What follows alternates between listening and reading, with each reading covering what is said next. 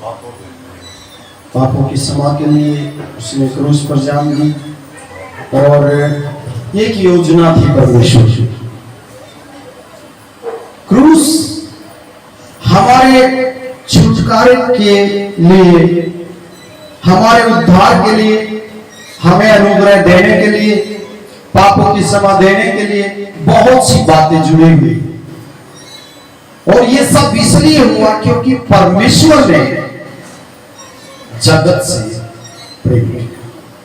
मैंने अपने प्रचार में बताया था कि प्रेम तो उसने सारे संसार से किया है, लेकिन जितनों ने उसे ग्रहण किया उन सबको उसने अपने बेटा बेटी बना दिया। हालेलुया। क्रूस को जब हम कहते हैं प्रभु तेरा धन्यवाद कि तूने क्रूस पर मेरे लिए, हमारे लिए बलिदान किया, प्रभु तेरा धन्यवाद करते हैं। जब हम क्रूस को बोलते हैं तो हमें यह एहसास अंदर होना चाहिए कि मेरा छुटकारा हो चुका है, मेरे पाप क्षमा हो चुके हैं। और मेरा छुटकारा किस चीज से? मेरे पापों से। खाली प्रार्थना बोलते हैं और प्रभु को भी धन्यवाद देते हैं, सही बात है, लेकिन परमेश्वर ने, प्रभु ने, इकलौते बेटे ने, परमेश्वर के प्रभु यीशु मसीह हमारे उद्धारकर्ता ने हमारा उद्धार किस चीज से किया है? हमें छुटकारा किस चीज से दिया है? हमें लहू से जब धोया है तो किस चीज को धोया है?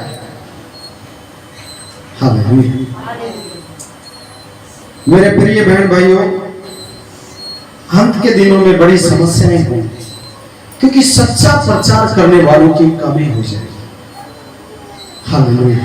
मैं सही बात बोल देता हूं आप लोगों को, क्योंकि खुद यीशु मसीह जिसने क्रूस पर बलिदान दिया है उसने खुद बोल दिया इस बात कि अंत के समय में सावधान रहना है, क्योंकि बहुत से भरमाने वाले तुम्हारे पास आएंगे और तुम्हें यीशु मसीह के नाम से बहकाएंगे। हालेलुया। जिस रास्ते पर तुम जाते हो उससे भटका कर दूसरे रास्ते पर तुम्हें चलना सिखाएगा। हालेलुया। ये क्रूस छुटकारा है, ये क्रूस हमारा उद्धार है, ये क्रूस हमारे पापों की क्षमा है। और अगर हमारा जीवन परिवर्तन नहीं होता है, हमारे अंदर जिन चीजों के लिए प्रभु यीशु मसीह ने क्रूस पर बलिदान दिया है और हमारे जीवन में वही बातें हैं, तो इसका मतलब हमारा छुटकारा नहीं हुआ है, हमारा उद्धार अभी बाकी है। हालेलुया। ये क्रूस जो है मेरे बहन भाइयों, सबसे घृणित मृत्यु मानी जाती थी कि जिसने बिल्कुल जघन्य अपराध, गिरे से गिरे अपराध किए हैं, क्रूस पर वो टांगा जाता। यीशु मसीह ने जो है सारे जगत का पाप, जितने जघन्य पाप थे, जितने बुरे काम थे, वो सब अपने ऊपर ले लिए ताकि जो विश्वास करेगा वो पाप से फ्री हो जाए, उसका स्वभाव बदल जाए, वो मन फिरा ले और एक दिन स्वर्ग में मेरे साथ रहे। इसीलिए तो क्रूस की कथा है। और जो विश्वास करते हैं, कुरिन्थियों की पुस्तक में लिखी है, वो परमेश्वर से सामर्थ पाते हैं। और जो क्रूस को नहीं समझ पाते उनके लिए वो मूर्खता हो जाती है। हालेलुया। तो मेरे बहन भाइयों, ये क्रूस जो है ये आसान नहीं है। कितने जन जानते हैं कि यीशु मसीह ने कहा कि जो मेरे पीछे आना चाहिए वो क्रूस। ये क्रूस क्या चीज है? ये क्रूस वही तो है जिसको परमेश्वर अंदर से बाहर निकाल कर हमें बदलना चाहता है। क्योंकि क्रूस पर जब वो गया तो उसने हमारे पापों को उस पर ठोक दिया, किलों के अंदर हमारे बुरे स्वभाव को उसमें ठोक दिया, शैतान के कामों को उन कीलों के अंदर ठोक दिया। लेकिन मेरे बहन भाइयों, अगर हमारा स्वभाव वैसा ही बना रहेगा तो फिर क्या हमारा उद्धार या छुटकारा हुआ है? क्या प्रभु यीशु मसीह का बलिदान क्रूस पर हमारे नजर में सही हुआ है? नहीं। वो सही तभी ठहरेगा जब हम पूर्ण रूप से अपने मन को फिराएंगे, तभी छुटकारा हमारा पूर्ण रूप से हो पाएगा, तभी हमारे जीवन में परमेश्वर की हम आशीषों को देखेंगे। हालेलुया। बड़ा प्रेम किया। अभी यही क्रूस की जो मैं बात कर रहा हूं, इस क्रूस के चारों तरफ कितने लोग थे जहां से वो क्रूस दो चिल्ला रहे थे, और क्रूस पर प्राण जब प्रभु यीशु मसीह ने दे दी, तब तक कितने लोग का वहां पर एक रोल दिखाई देता है। हमने कभी गौर नहीं किया होगा, क्योंकि बाइबल को पढ़ लेते हैं, अगला पेज पलट देते हैं, सिर्फ उसको थोड़ा सा समझ के चले ना चले कोई बात नहीं, क्योंकि विश्वासियों का तरीका कैसे तब्दील होता जा रहा है। वो क्रूस को भूल कर स्वयं की इच्छा को भी परमेश्वर की इच्छा को समझते हैं। हालेलुया। जो परमेश्वर जिसको आशीष देता है, दया करता है, तो वो परमेश्वर की योजना जो होती है उसको ना समझ के अपनी जो स्वार्थ की योजनाएं होती हैं और परमेश्वर पूरा भी कर देता है, तो भी वो उसको भी परमेश्वर की ही योजना समझते हैं। क्रूस का मतलब जब समझ में आ जाएगा, हम अपनी इच्छा कदापि पूरा नहीं कर पाएंगे, क्योंकि जो क्रूस की कथा को समझ लेते हैं वो पवित्र आत्मा को चलाए चलते हैं और अपनी इच्छाओं को पूरा नहीं करते। समझ रहे हैं मैं क्या बोल रहा हूं? क्रूस क्या चीज है? क्रूस क्या है? वो पूर्ण रूप से हमारे छुटकारे को घोषित करता है कि जो विश्वास करेगा उसका पूर्ण रूप से प्रभु ने छुटकारा कर दिया है, यदि आपका स्वभाव बदल गया है। हालेलुया। और इस क्रूस को जब प्रभु यीशु मसीह को सजा जब सुना रहे थे, लोग चिल्ला रहे थे, तो वहां पर कैसा माहौल था जब तक उसने प्राण नहीं त्याग दिए। कैसे कैसे लोग उसके चारों तरफ थे।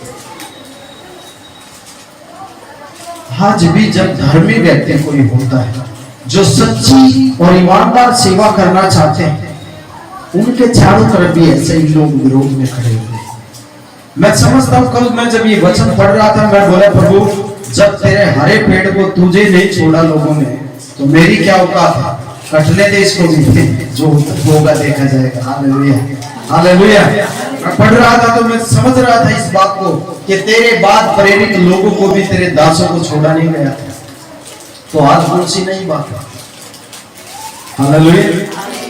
मेरे बहन भाइयों, शैतान अपनी चाल पूर्ण रूप से चलता है चर्चों के अंदर। उसे बाहर क्या हो रहा है उसे कोई मतलब नहीं है, क्योंकि उसे पता है सब तेरी तरफ है। जिसके स्वभाव में बुराई है और सच्चाई को समझना नहीं चाहते और ना चलना चाहते, चलना तो दूर की बात, उसे समझना ही नहीं चाहते, उन लोगों से शैतान को कोई परेशानी नहीं है।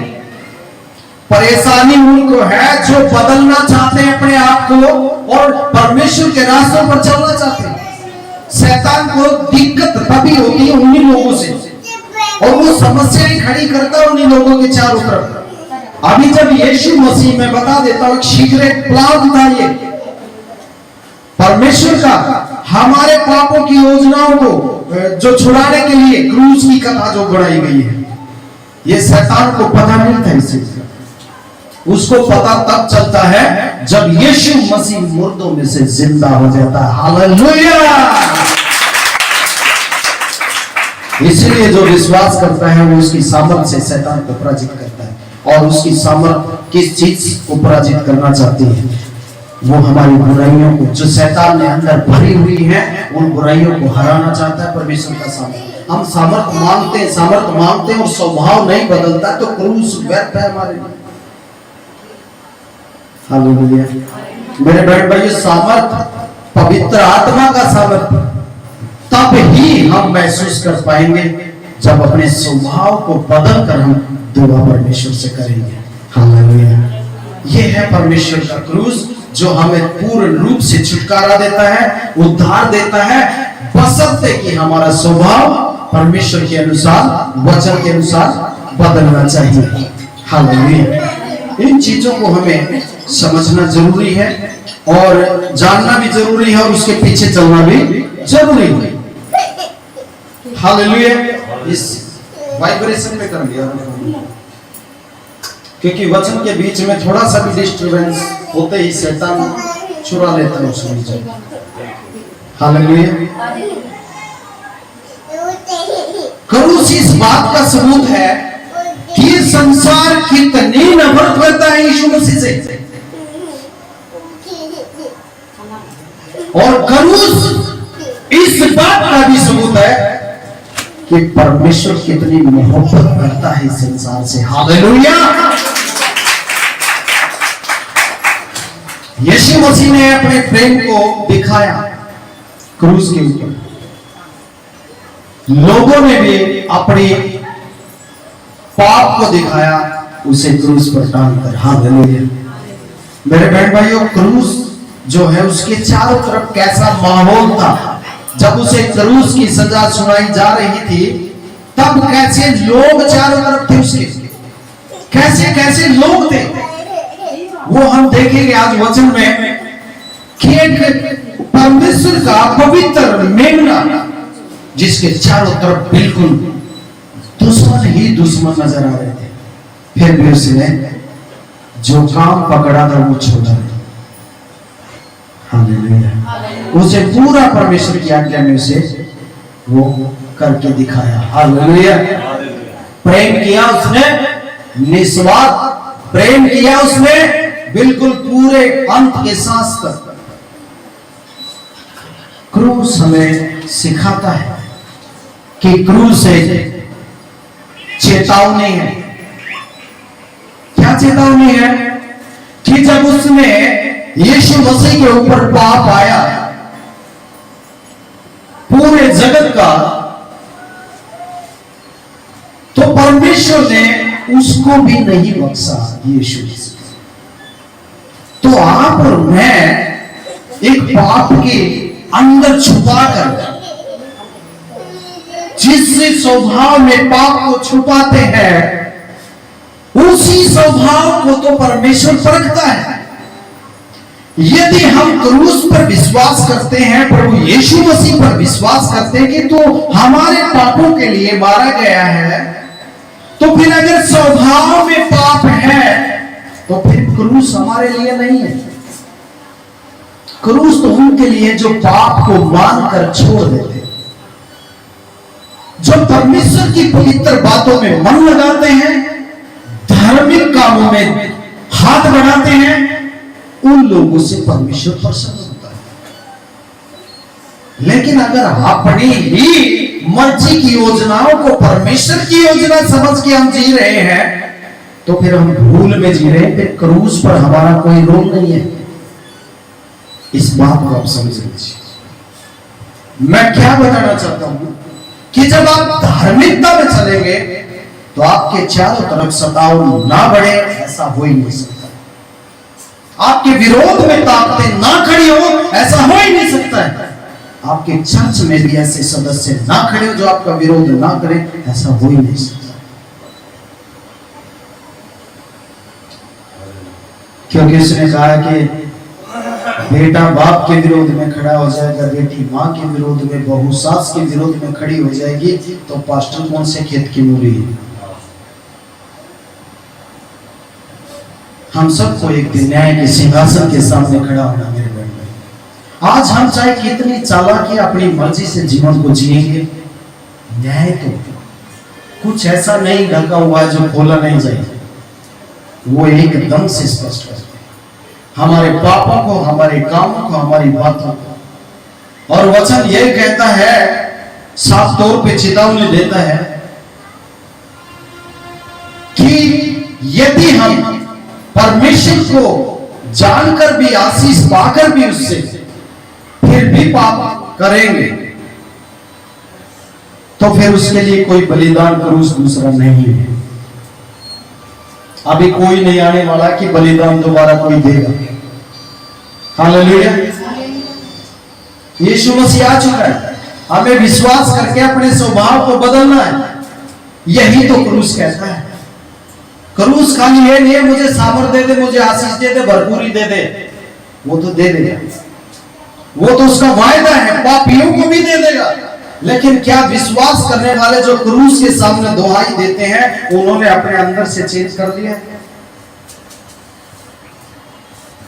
अपने अंदर को क्या बदला है उन लोगों ने?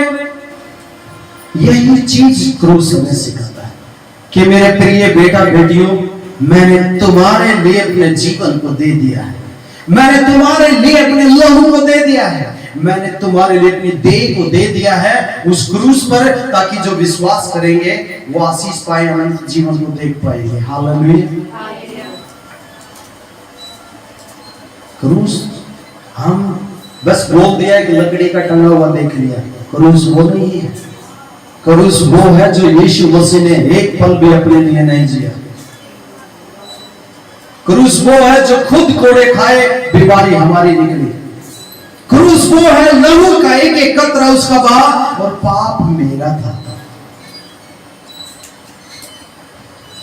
क्रूस वो है जो आज अपने अपराधों को मानकर छोड़ देता है, एक दिन वो स्वर्ग में जैसे वो सामर्थ्य दे देकर जिया, वैसे हम भी जिए। हालेलुया। ये क्रूस है। क्रूस एक प्रेम का संदेश है, क्रूस एक छुटकारे का संदेश है, क्रूस एक पापी को क्षमा करने का संदेश है, क्रूस एक सच्चाई है जो निस्वार्थ प्रेम नहीं, एक सच्चा प्रेम है। कहता है कि दूध पिलाने वाली मां भी तुझे भूल सकती है, छोड़ सकती है, लेकिन मैं तुम्हें कभी भूलूंगा नहीं, कभी त्यागूंगा नहीं। हालेलुया। हालेलुया। मेरे बहन भाइयों, मैं भी रहूं ना रहूं, मैं भी एक इंसान हूं, लेकिन जब तक हूं, परमेश्वर चाहता है कि मैं उसके वचन की सेवा करूं। लेकिन मैं भी अगर मिट जाऊंगा तो एक दिन परमेश्वर कभी मिटने वाला नहीं है। हालेलुया। वो हमारा जिंदा परमेश्वर है। क्रूस इसी बात का सबूत है कि संसार यीशु के नाम से नफरत करता है, लेकिन दूसरा संदेश ये भी है कि वो हमसे मोहब्बत करता है, इसीलिए तो पाप के लिए मारा गया उस क्रूस पर।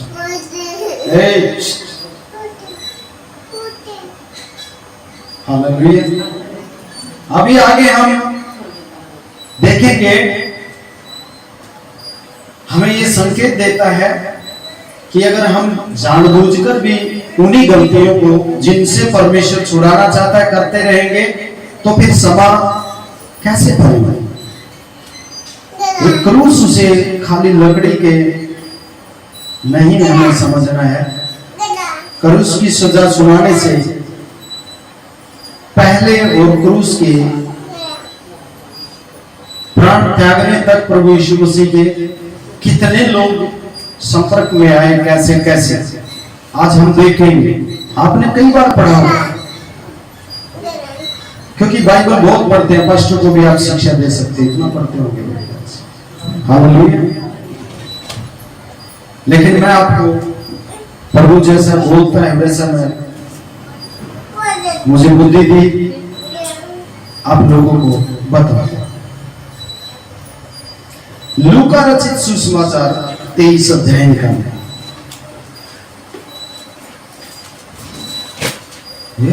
सुई ठाके चाल्या जावे ओ मरियम का लाल रे। जब वो सुई ठाका चाल्या खड़ा रखा हुआ। हालेलुया। लूका 23 अध्याय निकाल लीजिए, और इसको मुझे ही पढ़ना होगा क्योंकि पूरा अध्याय पढ़ना है मुझे। इसी में से मैं आपको सिखाऊंगा, इसी में से वचन में लिखा हुआ है वो बताऊंगा। मेरा अपना कुछ नहीं है, सब परमेश्वर का वचन है। और उसके वचन से ही हम जीवित हैं। क्योंकि उसने कहा पृथ्वी के अंत तक तेरे साथ हूं, तो इसका मतलब हमारी उम्र को भी वो ब्लेस करता है, बच्चों को ब्लेस करता है और सारी भरपूरी परमेश्वर हमें देता है। तो आइए हम पढ़ेंगे इसको। पहला, तब सारी सभा उठकर, यहां पर क्या लिखा है? सारी सभा। सभा में बहुत लोग होते, थोड़े नहीं होंगे, हजारों भी हो सकते, क्योंकि यीशु मसीह भी जब प्रचार करता था तो 5-5, 6-6, 10-10 हजार लोग तक उसके पीछे ढूंढ देते थे।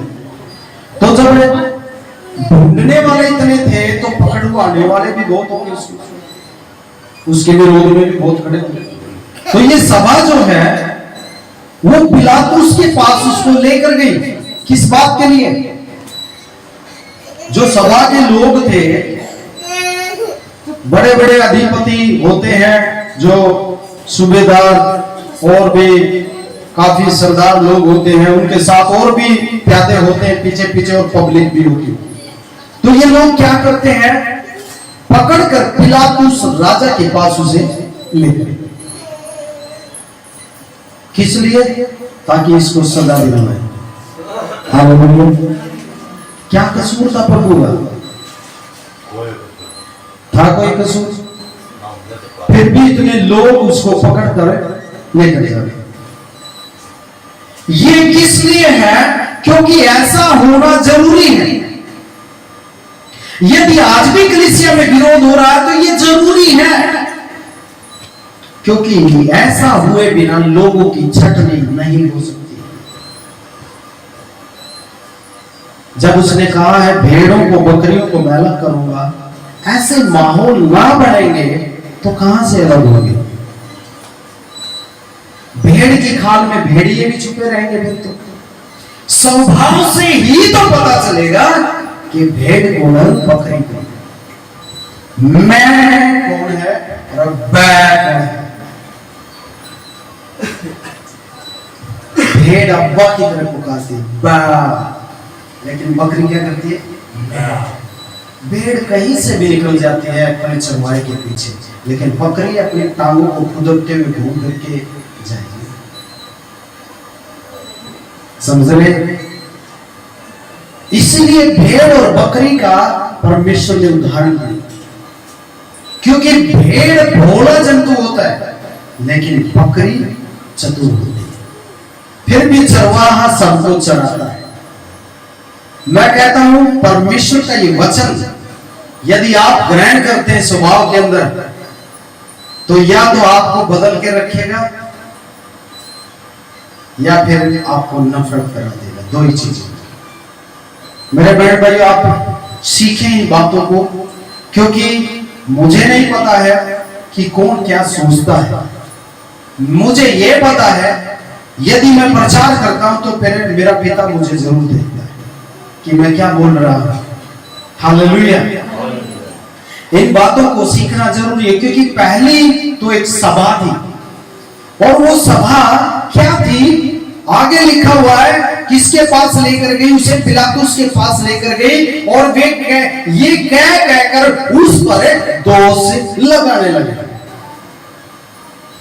आज संसारिक लोग तो फिर भी हमारी बातों को सुन लेते हैं, लेकिन मसीह सुनने को तैयार नहीं है।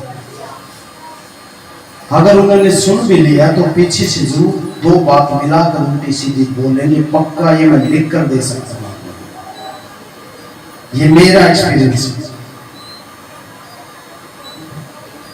सारे नहीं, सारे 5 हिंदी एक जैसे नहीं होते, लेकिन कम से कम 4 तो उंगली कहलाती है, अंगूठा तो एक ही। 5 में से एक ही सही मिलेगा। मैं बता देता हूं आपको। हालेलुया। यहां पर यीशु मसीह जिसकी सामने क्रूस के सामने हम बैठकर हाथ फैलाते हैं, परमेश्वर तो ऊंचे से ऊंचा है, वो फलाना टिकड़ा ऊंचा तो है, उसको नीचे कौन ला सकता है? उसके हाथ पे पृथ्वी रखी हुई। लेकिन मेरे स्वभाव में क्या है? मैं उस क्रूस को क्या समझता हूं जिस पर उसने प्राण दिए।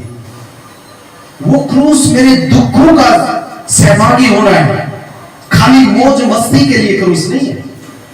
वो मेरे दुखों में सहभागी होने का, जो यीशु मसीह ने हमें सेवा सौंपी है, उस सेवा को करने के लिए क्रूस पर गए हैं वो। Hallelujah, hallelujah.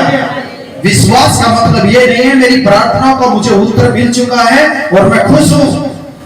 वो तो होना भी चाहिए, क्योंकि यीशु मसीह उत्तर देता है और गवाही भी देनी चाहिए, लेकिन वो कुछ और भी कार्य सौंपता है विश्वासियों को, जिसको कोई नहीं करना चाहता। इसीलिए वो परमेश्वर की योजना से हट के अपनी योजना को ही परमेश्वर की योजना ठहराते हैं, क्योंकि क्रूस उठाना नहीं चाहते। यदि यीशु मसीह भी कहता प्रभु मैं सिर्फ कोड़े खा सकता हूं, क्रूस पर नहीं कर सकता, क्या कभी हम समा हो पाते? और आज हम कहें प्रभु मैं ये काम कर सकता हूं, ये नहीं कर सकता, तो क्या कभी सेवा सेवक ठहरेंगे प्रभु? अपनी मर्जी से जो करना है वो कर सकते हैं, जो प्रभु ने बोला ऑलरेडी ये भी करना वो भी करना, फिर आज्ञाएं कहां है? कहां क्रूस है? जीवन में नहीं है, सिर्फ जुबान पर है।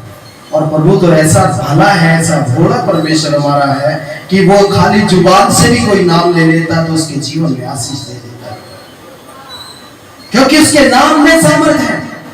उसका नाम जहां भी लिया जाएगा, जो भी लेगा, मैं कहता हूं उसकी झोलियां परमेश्वर भर देगा। लेकिन क्या वो परमेश्वर का बेटा होने के, बेटी होने के लायक हो जाएगा या नहीं हो जाएगा? वो हमारे स्वभाव के बदलने के ऊपर। ये क्रूस वो है। क्रूस को वैसे ही बहुत हल्के भी समझते हैं, बस एक लकड़ी का क्रूस टंगा हुआ उसको देख लिया, वो नहीं है, वो तो एक चिन्ह है। असली क्रूस तो अंदर है, जो मेरा खुद का स्वभाव, जो मुझे बड़ी गलतियों की तरफ लेकर जाता है, दूसरों को भी गलत साबित करता है, दूसरों को ठोकर खिलाने की कोशिश करता है, दूसरों को भलाई करने से रोकता है, तो वो क्रूस जो है वो मुझे उठाना है। उस स्वभाव को मुझे बदलना है, तभी तो हम क्रूस के सामने खड़े होने के लायक हो सकेंगे। हालेलुया। यही तो चाहिए परमेश्वर। और क्या चाहिए? हमारे धन चाहिए उसको, हमारी दौलत चाहिए। अभी सुमित्रा बहन के वहां पे प्रचार कर रहा था, मैं कह रहा था कि परमेश्वर अनाज ना दे हमें और रुपए दे दे, जी पाएंगे आप लोग? फिर कैसा धन और परमेश्वर का कहां मेल मिलाप होगा? वो सिर्फ इसलिए हम लोगों को बोलता है ताकि हम क्या करें? कुछ भलाइयां कर सकें, हमारे जीवन से कुछ भलाइयां प्रकट हो सके। इसलिए परमेश्वर का वचन के अंदर हालेलुया। लेकिन यहां पर देखिए कौन से लोग हैं? ये वो लोग हैं जो विरोध से भरी हुई सभा है, जो एक धर्मी परमेश्वर के इकलौते पवित्र बेटे को कहां लेकर जा रहे?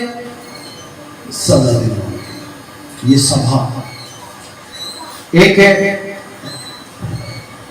ऐसी सभा जो दोष लगाने वाली है, दोष लगाने वाली सभा थी उसके क्रूस के पास, ले गए पिलातुस के पास। उसके आगे लिखा हुआ है 4 में, तब पिलातुस ने प्रधान याजकों और लोगों से कहा, मैं इस मनुष्य में कोई दोष नहीं पाता।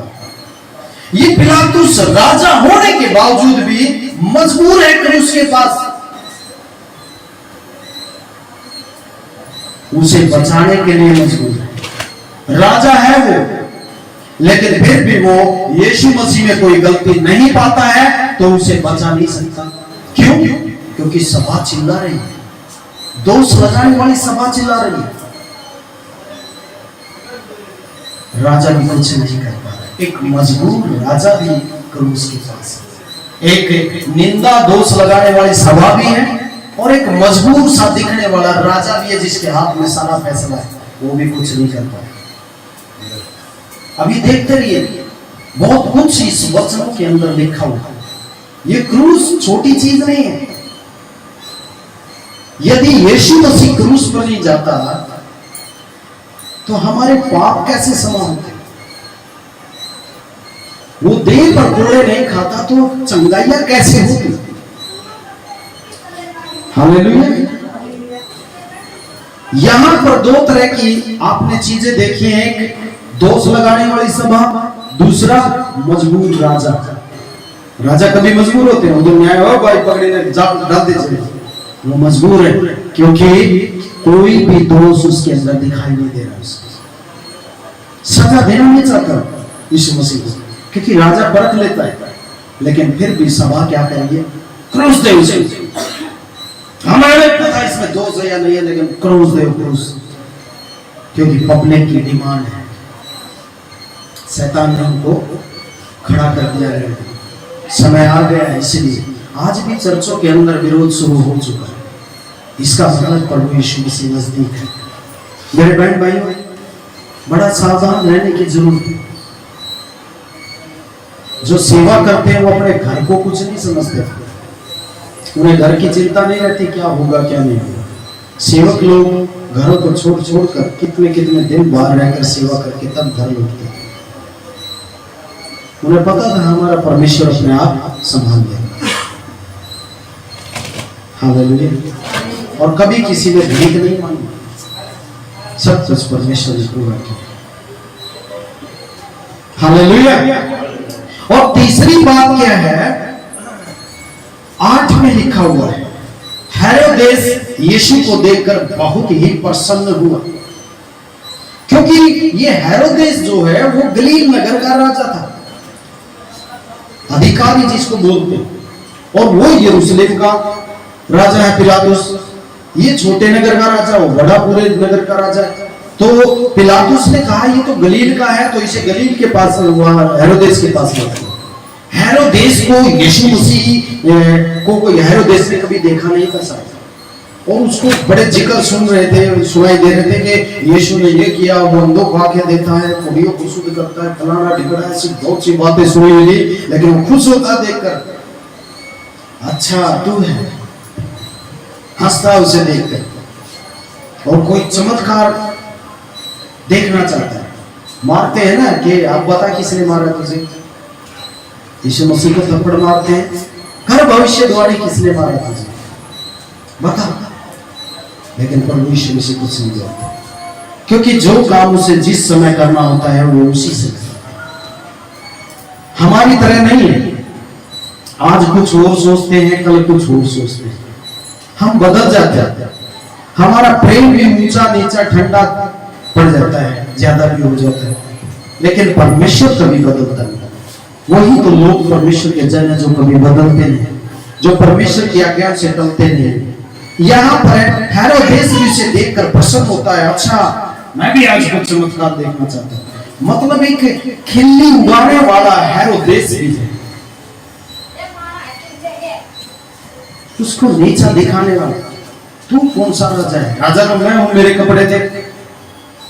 अब यीशु मसीह को तो फटे पुराने से हो गए, ऊपर से मार के होंगे। राजा तो ऐसे होते हैं जैसा मैं हूं, ऐसे कपड़े दिखा रहा हूं, ऐसे कपड़े पहन के उसको देखकर हंसता है।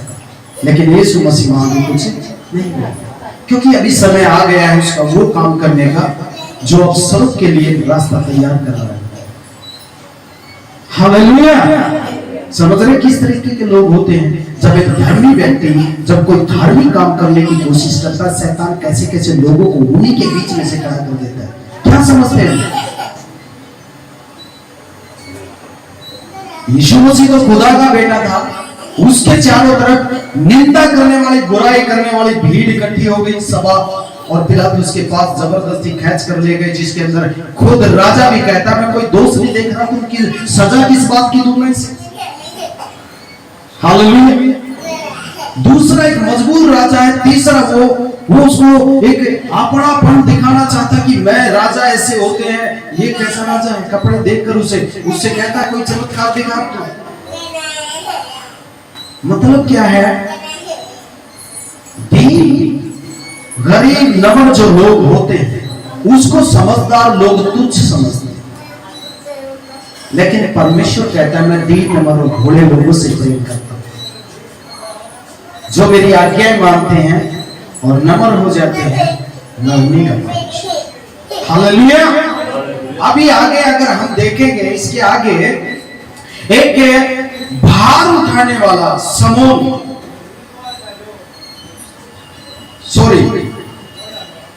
बरअब्बा 18 अध्याय में इसमें पढ़ेंगे हम, इसी के 18 में 23 का 18। तब सब मिलकर चिल्ला उठे, इसका काम तमाम कर और हमारे लिए बरअब्बा को छोड़ दे। अब ये बरअब्बा कौन है? डाकू, एक हत्यारा। देखिए हत्यारे को सरेआम छुड़वा रहे हैं और यीशु मसीह में इतना कोट नहीं है, उसे क्रूस पर चढ़वा रहे हैं। कैसे कैसे लोग इस क्रूस की सजा तक होते हैं, कैसा माहौल होता है। एक तो परीक्षा की घड़ी हो आप लोगों की और ऊपर से कोई और दुख आ पड़े और आकर कोई और मिर्च छिड़क दे ऊपर से, कैसा हाल होगा। हालेलुया। कैसे हो जाएंगे हम? एक तो यीशु मसीह में कोई कसूर नहीं है। आपको बेकसूर कोई भी 10 आदमी आकर बोले, क्या कर दिया आपने, मैं ये करूंगा वो करूंगा फलाना ढिकड़ा, और कई बातें बोल के जाए, कैसा लगेगा हमें? मेरे बहन भाइयों, ये सारा शैतान का काम है। जो दोष लगाना, बेकसूर को सजा देना, किसी का हक मारना, वचन कहता है कि परमेश्वर घृणा करता है। हालेलुया। अभी क्या होता है कि बरअब्बा वो डाकू है जो रोम साम्राज्य को खत्म करना चाहता था अपनी तलवार के बल पे। और जब यीशु मसीह को, जब वो नगर नगर जाकर परमेश्वर के प्रचार को करता, लोगों को चंगा करता था, तब बरअब्बा डाकू ने देखा कि यहूदियों में से ये यीशु मसीह जो है, इसके पीछे बड़ी भीड़ है। यदि मैं और यीशु मिल जाएंगे तो रोम साम्राज्य को खत्म कर देंगे। उसका नजरिया कुछ और था, ताकत से। लेकिन यीशु मसीह ने उसको जवाब दिया कि मैं तेरे लिए प्राण दे सकता हूं, लेकिन तेरा साथ कभी नहीं दे सकता। अभी बरअब्बा उस समय तो छोड़ के चला गया कि प्राण क्या देगा, मेरा साथ ही नहीं देगा, उसे समझ नहीं थी। लेकिन यीशु मसीह इस समय के लिए बोले। यहाँ पर वही बरअब्बा जो एक का खून करके और जेल में बंद था, यहाँ पर उसी बरअब्बा की डिमांड हो रही है कि बरअब्बा को छोड़ दो, यीशु को क्रूस दो। और बरअब्बा तुरंत देखता, उसे वो दिन याद आता जिस दिन यीशु मसीह बोलता, तेरा साथ नहीं दूंगा लेकिन तेरे लिए प्राण दूंगा मैं। और आज उसके प्राण बच रहे हैं और यीशु को क्रूस मिल रहा है। हालेलुया। हमारे प्राणों को परमेश्वर ने बरअब्बा के प्राणों की तरह बचाया है। बरअब्बा से भी भयंकर पापी होंगे शायद, हमारे लिए क्रूस पर गया है प्रभु यीशु मसीह। क्रूस को लकड़ी का देखने वाला प्रार्थना करते हुए देख लिया, बस हो गया। हमारे स्वभाव बदलना चाहिए, तभी हम क्रूस पर हमारे पाप क्षमा हुए मिलेंगे। हालेलुया। परमेश्वर प्रेम करता है। इकलौते बेटे को कितना तड़पते हुए वो देखता होगा, कैसे वो सहन किया होगा प्रभु ने, परमेश्वर ने। आज उसके सच्चे धर्मी लोग जब तड़पते हैं, अंदर आत्मा में टूट जाते हैं और बिखरते हैं और किसी को कुछ नहीं बोल सकते, परमेश्वर उनके प्रति भी वैसे ही तड़पता है। ऐसे पापों को कैसे प्रभु क्षमा करेंगे? कैसे कोई कह सकता है जिसके अंदर पुराना स्वभाव है या फिर से बदल कर वैसा ही हो गया है, कैसे कह सकता है कि यीशु मसीह मेरे लिए क्रूस पर मरा?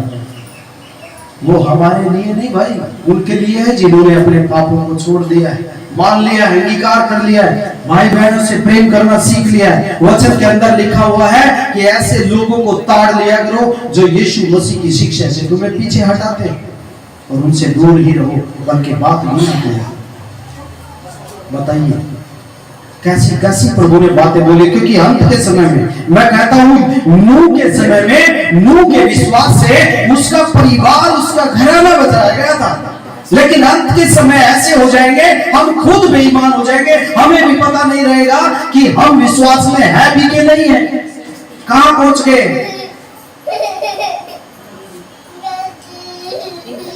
पतरस शायद सही बोलता है, क्योंकि बाइबल में लिखा है तो कुछ गलत नहीं हो सकता। बाइबल से वचन को कोई मना करता है तो ऐसी शिक्षा को मारने वाले शैतान को साथ देते।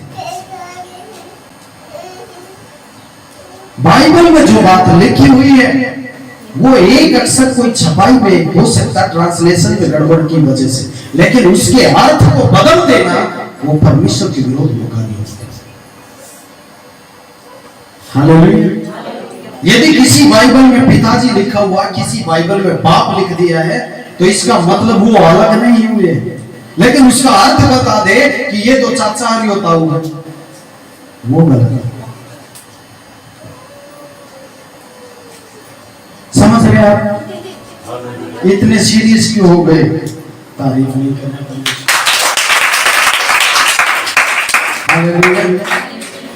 तो यहाँ पर कैसी कैसी भीड़ लगी हुई है चारों तरफ। मैं आपको सिर्फ वो फिल्म दिखा रहा हूँ इस वचन से कि जब एक धर्मी इंसान को सताया जाता है तो पापी पापी ही इकट्ठे हो जाते हैं और उसका जीना मुश्किल कर देते हैं। जब किसी के ऊपर परमेश्वर की दया होती है तो जिनके ऊपर परमेश्वर ने पहले दया की है तो वो लोग उसको बर्दाश्त नहीं कर पाते कि इसके घर में कैसे, क्योंकि उन्हें लगता है परमेश्वर उन्हीं के घर में रहता और कहीं नहीं है। समस्या ये है, वो सारी सृष्टि का मालिक है भाई, वो सभी का परमेश्वर है। वो कहता है मैं पापियों को भी मौका देने वाला परमेश्वर। Hallelujah, hallelujah. यदि आप समझ रहे हैं तो मैं कहता हूं क्रूस पर आपके लिए प्रभु ने बलिदान दिया है। हालेलुया। और यहाँ पर बरअब्बा जब चिल्ला चिल्ला कर, देखिए एक डाकू को, एक हत्यारे को छुड़वा दिया, निर्दोष को क्रूस मार रहे। अभी इसके आगे जब हम चलते हैं और जब पढ़ते हैं इसका 26, यही 23 में ही रही है और पेज ना पलटिए कोई भी। 26 में लिखा हुआ जब वे उसे लिए जा रहे थे तो उन्होंने समोन नामक एक कुरैनी को जो गांव से आ रहा था पकड़कर उस पर क्रूस लाद दिया कि उसे यीशु के पीछे पीछे ले चले। क्यों लाद दिया उन लोगों ने इस व्यक्ति के ऊपर? कौन था ये व्यक्ति?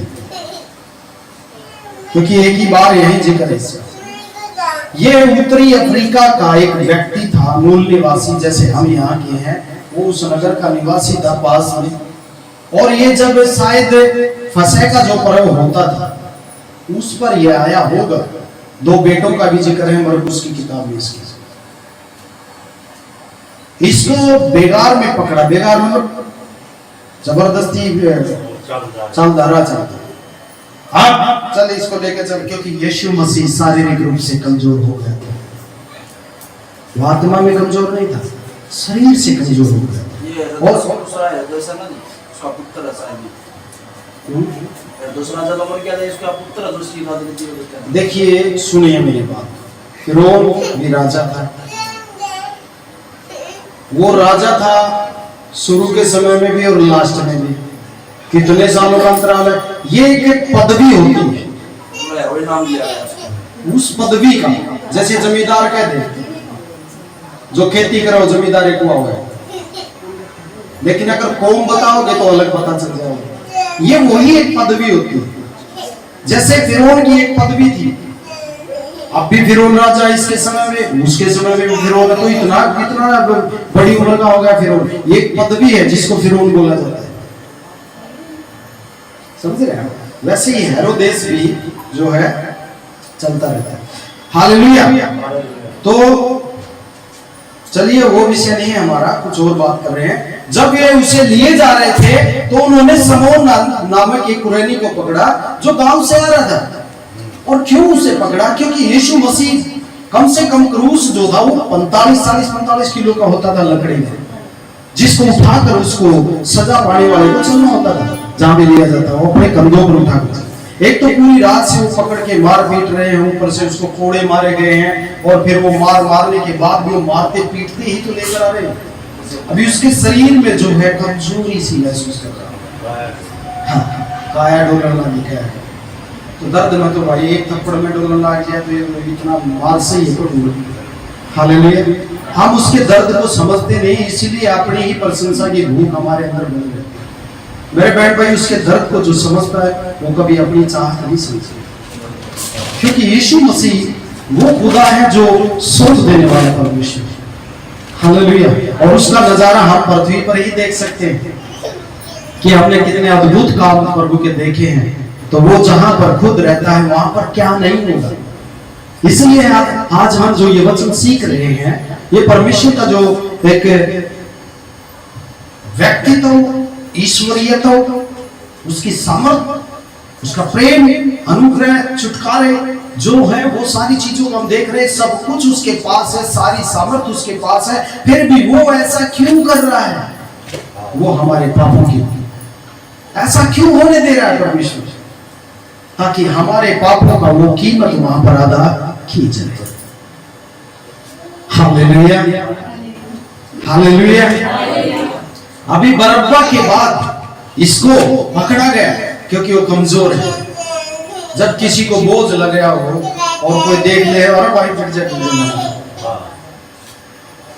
यार की गठड़ी लेने वाली मेरी बहन कही जो खेतों में से लेकर आती है, वो एक दूसरे को कैसे उठाती है और तलवाती है, क्योंकि अकेला मुश्किल है शायद उठाना उसको। कई बोझ जो शरीर के हैं वो हम अकेले नहीं उठाते, दूसरे का सहारा लिया जाता है। हालेलुया। यहाँ पर वो किस बात को दर्शाता है कि उस शरीर में इतनी ताकत नहीं है कि उस बोझ को वो उठा सके।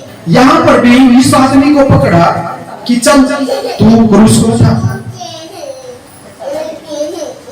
इसीलिए पकड़ा हुआ और क्या है, क्योंकि वो शारीरिक पीड़ा की वजह से, खून बहने की वजह से थक चुका है, कुछ जान कम हो चुकी, क्योंकि शरीर की एक अक्षमता होती है और वो अक्षमता इसलिए कम है क्योंकि उसे कूटना कुचलना जरूरी है यीशु मसीह।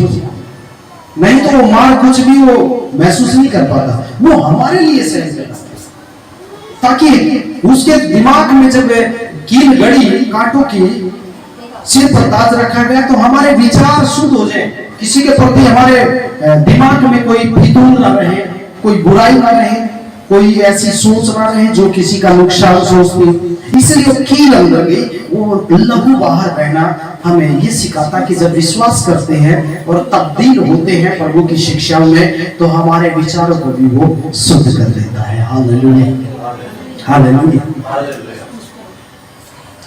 परमेश्वर के काम बड़े अद्भुत हैं। हमारी सोच से बहुत बाहर काम करने वाला परमेश्वर है, हमारी सोच से बहुत बाहर शिक्षा देने वाला परमेश्वर है। हालेलुया। तो यहां पर इस व्यक्ति को पकड़ा कि उसके पीछे पीछे हो ले।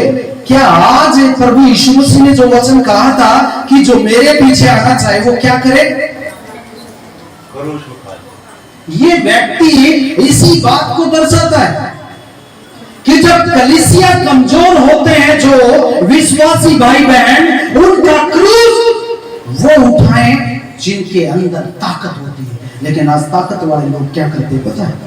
वो अपना किनारा क्रूस नहीं उठाना चाहते। जिनके पास समाधान हो जाता है वो दूसरों को तुच्छ समझते हैं और अपने आप को मजबूत समझते हैं, ये मेरी वजह से हुआ। लेकिन वचन कहता है तेरी वजह से तो तेरे सिर में एक बाल भी नहीं होगा, बाकी तेरा क्या है? ये सब लेखा परमेश्वर के सामने होगा। इसलिए बहुत सतर्कता से, सावधानी से हमें चलने की जरूरत है मेरे बहन भाइयों। बड़े पास्टर होंगे, बड़े प्रीच करते होंगे, मैं नहीं कहता बड़े अच्छे प्रचार करते होंगे, लेकिन मैं कहता हूं ये प्रचार अगर आपने सीख लिया तो आपका जिंदगी ना बदल जाए तो कह देना मुझे। Hallelujah, hallelujah. मैं किसी को बुरा भला नहीं कहता कभी भी किसी पास्टर के विषय में, क्योंकि सब अपनी अपनी जगह मेहनत कर रहे हैं, सब अपने अपने परिवारों को चला रहे हैं कैसे या कैसे करके। वो सही है या गलत है, मैं गलत हूं, कौन सही है, आप सही है या गलत है, मुझे नहीं पता। वो परमेश्वर एक दिन ढके हुए को खोलेगा। आज जो प्रभु ने काम दिया है, यदि हम ईमानदारी से उसे करते जाएंगे और कुरैनी यहोशू की तरह, ये क्या नाम है इसका,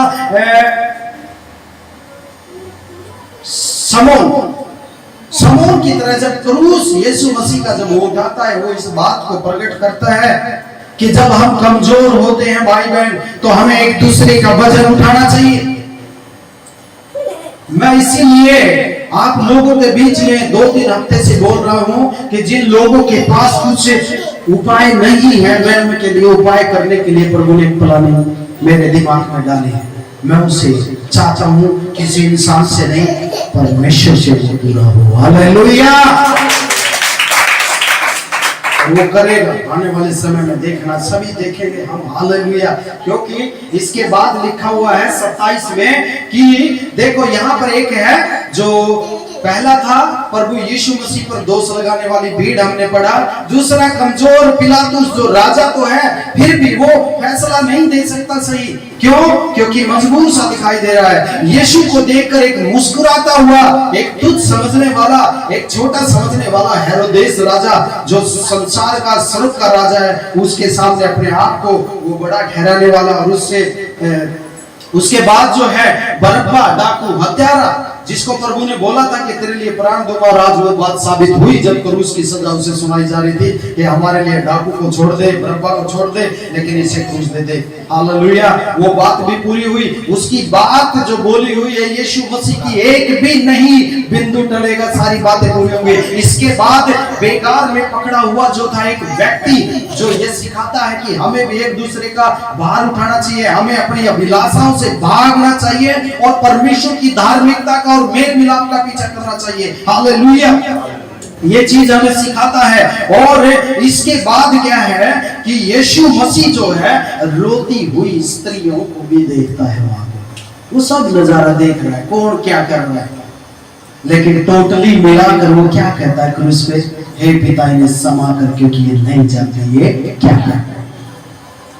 आपको भी ऐसा सीखना, ऐसा करना है, तभी हम परमेश्वर के उस क्रूस पर क्षमा पाए हुए लोग होंगे, वरना तो ताड़ियां बजाने वाले और लेने वाले ही ठहरे। अभी वो जो मांग रहे हैं, ले रहे हैं और आ रहा है ना स्वर्ग से, उसको स्वर्ग में जाना भी चाहिए कुछ, तभी जाके उसका प्रतिफल हम वहां काट पाएंगे। अभी आ तो सब कुछ रहा है, जा कुछ नहीं रहा है। समझ रहे? ये सब लेखा जोखा होगा।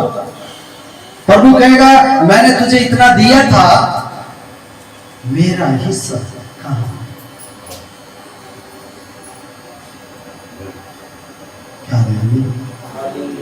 हालेलुया। माँ बाप सारी जायदाद बच्चों को दे देते हैं, फिर भी एक तमन्ना तो वो करते हैं कि मेरी थाली तो कम से कम रोटियां की बढ़िया ले दे,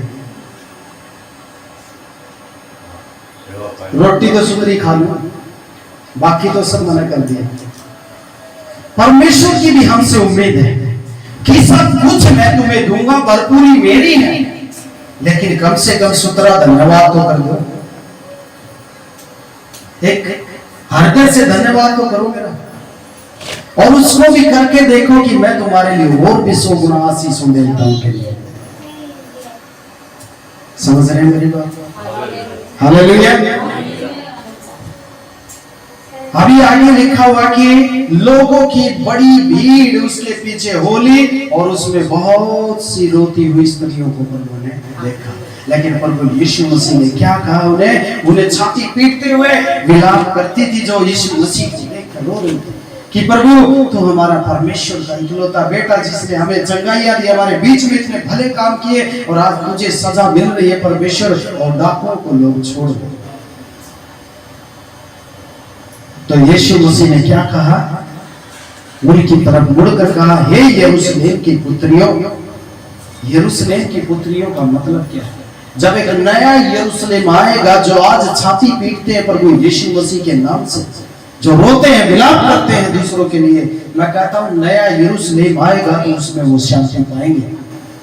हालेलुया, हालेलुया। परमेश्वर का वादा कभी निष्फल नहीं होता है। मेरे लिए मत रो, परंतु अपने और अपने बालकों के लिए रो, क्योंकि देखो वे दिन आते हैं जिनमें लोग कहेंगे धन्य है वे बांझ जिन्होंने कभी जन्म ही नहीं दिया, क्योंकि ऐसे बुरे समय आएंगे मेरे बहन भाइयों, बच्चों को सहन करना आपके लिए मुश्किल हो जाएगा। समझ रहे? फिर न्यू एक बात लेकर के पैदा होंगे मर जाएंगे तो ठीक। समझ रहे हैं? कहां जा रहा है ये सिस्टम? प्रभु ने कहां कब बताया था? 2000 साल पहले, और आज हम देख रहे हैं। क्योंकि ऐसे बुरे समय आएंगे, बच्चे लापरवाही करेंगे, माता पिता का कहना नहीं मानेंगे, और आप रोते पीटते अंदर से कहोगे कि पैदा होते ही मर जाते तो ठीक था, किस लिए हो गए? नहीं होते हैं तो रोना है, हो जाते हैं तो रोना है। इसलिए यीशु मसीह कहता अपने बच्चों के लिए रो, उनके लिए दुआ करो और उन्हें परमेश्वर का बैर सिखाओ ताकि आने वाले समय में तुम्हें रोना ना। लेकिन आज बच्चों को क्या, आज तो पास में बैठने वाले किसी भाई बहन को सिखाया नहीं जाता, कुछ और ही बातें चलती होंगी शायद, मुझे लगता है, क्योंकि मजबूतियां खत्म होती जा रही है। किसी को भी मैं देखता हूँ इतने अच्छे वचन इतनी मेहनत कर करके सिखाए, वो सारी मेहनत बेकार हो रही, क्योंकि उन्होंने परमेश्वर को व्यक्तिगत रूप से जाना है, उन्होंने परमेश्वर के प्रेम को समझा ही नहीं, उस क्रूस को सही समझा ही नहीं, अपनी इच्छाओं को, अपनी योजनाओं को ही उन्होंने परमेश्वर की योजनाओं को समझ लिया, इसलिए ऐसा हो रहा है। और कुछ ना करेंगे, वो करने वालों को ऐसी शिक्षाएं देंगे कि उनको भी पीछे हटाएंगे, ताकि शैतान की योजना पूरी हो सके। मैं बता देता हूं, क्रूस क्या है? हमारी मरोड़ को दूर करना, हमारे घमंड को दूर करना, हमारी चाहतों को छोड़कर परमेश्वर की इच्छा को ढूंढना कि तेरी महिमा कैसे कर पाऊं मैं। क्रूस वो सिखाता है। आराम से घर में छत के नीचे चला के पंखे कूलर सोऊं, कुछ भी ना पढ़ूं, कुछ भी ना करूं, कहीं भी किसी के साथ जैसा मर्जी में है बर्ताव करूं, ये क्रूस नहीं सिखाता। यहाँ क्रूस तक पहुंचने में कैसे कैसे लोग सामने आ रहे हैं, देख रहे हैं, और वो भी यीशु मसीह पवित्र परमेश्वर का इकलौता मेमना, जिसमें कोई दोष नहीं था, इतना रत्ती भर भी हम तो दोष से भरे पड़े। हमारे साथ क्या कुछ नहीं होगा। हालेलुया। मेरे बहन भाइयों, कहता है अपने बच्चों के लिए रो, क्योंकि वे बाज फकर करेंगे उस समय जब जिनके पुत्र पुत्रियां होंगे वो धोखा देंगे, वो विरोध में खड़े होंगे, तब वो औरतें फकर करेंगी, ठीक हो गया हमारा कि मैं जन्मे। देखिए दुखी हो रही। Hallelujah, hallelujah. इसीलिए अपने बच्चों के लिए प्रार्थना करो, रो परमेश्वर के आगे। रोने के ऊपर मुझे भी ये बात याद आती है, मेरी माँ ने मुझे मेरे लिए रो रो के प्रार्थना की। इसलिए मैं आज इस स्टैंड पर खड़ा हूं कि मेरी नींव एक प्रभु की दासी के द्वारा परमेश्वर से रखवाई गई। उसने जो वायदे बोले थे, मेरे सामने जो जुबान की थी, परमेश्वर ने उस जुबान को पूरा किया उसके द्वारा मेरे जीवन। धर्मी व्यक्तियों की प्रार्थना के प्रभाव से बहुत कुछ हो सकता है, लेकिन पापी चाहे पूरी रात बैठा रहे, जो व्यवस्था को नहीं मानते, परमेश्वर की आज्ञा को नहीं मानते हैं, वो चाहे पूरी रात बैठा रहे, आत्मा में बढ़ नहीं सकता। चाहे वो बम गिर जाए वहां, लेकिन आत्मा में फलवंत नहीं हो सकता। बता देता हूं। हालेलुया। क्योंकि वचन कहता है, आगे लिखा हुआ है, न जने और न सतन जिन्होंने दूध न पिलाया, उस समय वे पहाड़ों से कहने लगेंगे कि हम पर गिरो, और टीलों से कहेंगे हमें ढांप लो। क्योंकि ऐसा सताव, ऐसा पीड़ा, ऐसा क्लेश उस समय होगा कि वो बच्चों की तो छोड़, अपने ही जीवन की उनको समस्या हो जाएगी कि मैं कैसे अपने आप को बचाऊं। मैं कह रहा था ना कि अंत के समय में, नूह के समय में, नूह के विश्वास ने परिवार को बचा लिया था, वो सदस्य बच गए थे। लेकिन अंत के समय में ऐसा हो जाएगा कि खुद इंसान अपने विश्वास को नहीं बचा पाएगा, मुश्किल हो जाएगी। हालेलुया। अभी यीशु मसीह फिर क्या कहता है उन औरतों से जो खड़ी हुई छाती पीट रही थी, परमेश्वर हे प्रभु, हे प्रभु। वो कहता अपने बच्चों के लिए छातियां पीटो, उनके लिए रो, प्रभु क्षमा करना मेरे बच्चों को, इनको एक अच्छा मार्गदर्शन कर प्रभु, एक ऐसी शिक्षा में लेकर जा जो तेरा भय माने प्रभु। हालेलुया। और फिर लास्ट क्या उनको बोलता है औरतों को, क्योंकि मेरे लिए क्यों रोती, अपने बच्चों के लिए रो, क्योंकि जब मैं हरा पेड़ के साथ ऐसा ये कर रहे हैं, तो सूखे पड़े हुए डालियों का सूखे के साथ ये क्या नहीं कर पाएंगे, क्या नहीं करेंगे, क्या नहीं किया जाए। जिसके अंदर जीवन है, जिसके अंदर सामर्थ्य है, सब कुछ जिसके हाथ में है, जब उस परमेश्वर के इकलौते बेटे को नहीं बख्शा, उस हरे हरे पेड़ को जो छांव देता है, फल देता है, जो खड़ा सुंदर दिखता है, उसको काट दिया, तो फिर दूर पड़ी हुई टहनियां सूखी क्या करेंगे? क्या नहीं होगा उनके साथ? मेरे बहन भाइयों, सूखी का मतलब क्या है? यदि कोई भी व्यक्ति प्रभु पर विश्वास करता है, और जैसा विश्वास के द्वारा एक सेवा बताई गई है, जो आज्ञाएं दी गई हैं, जो कार्य नहीं करता है, वो एक सूखी डाली के समान है। सच्ची दाखलता मैं हूं, यूहन्ना की पुस्तक में जब यीशु मसीह बोलते हैं, जो डाली मुझ में बड़ी रहती है वो फलवंत होती है, और जो नहीं बड़ी रहती वो काट कर आग में झोंकी जाती है, और मुझसे अलग होकर तुम कुछ नहीं कर सकते। इसलिए प्रभु की आज्ञाओं को मानना जरूरी है। क्रूस को अगर आपको दुख सहन करना पड़ता है, किसी ने दो बात बोल दी है, आपको सुनना पड़े, तो कभी हिचकना मत, क्षमा कर देना उसको। यदि ये कहेंगे कि वो अपना घर राज्य, हम अपना राज्य किए पड़े हैं, तो समझ लीजिए संसार ही हमारा घर है। फिर परमेश्वर को होगा तू भी उड़ा राज्य, मैं उड़ा राज्य। फिर क्यों प्रार्थना करते हैं, मैंने अपने अपराधियों को क्षमा किया है, तू भी हमारे अपराधों को क्षमा कर।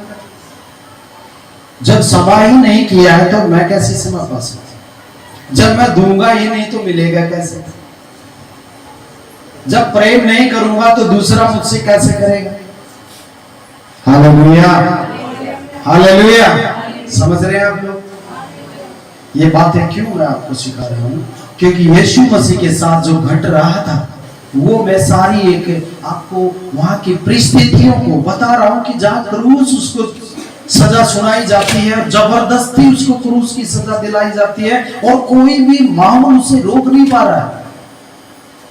शैतान ने पूरी प्लानिंग कर रखी है, मैं किसी ना किसी तरह इसको मैं मजबूर करूं, पूरी प्रताड़ना उसके ऊपर। लेकिन परमेश्वर ने यीशु को सामर्थ दी है कि मैं मेरे बेटे को गिरने नहीं दूंगा। Hallelujah, hallelujah.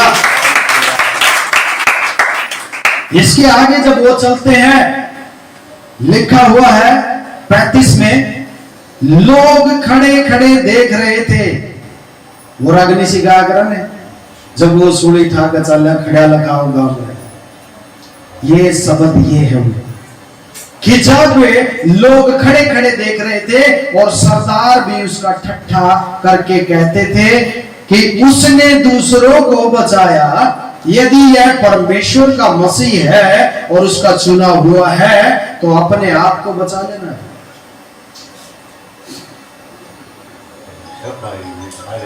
हमें भी आज कहा जाता है, बहुत से लोग बोलते हैं, ये इसलिए है क्योंकि जिस योजना को प्रभु यीशु मसीह पूरा कर रहे थे, वो जहान की भलाई के लिए थे। इसलिए यीशु मसीह उन बातों का उत्तर देना सही नहीं समझता,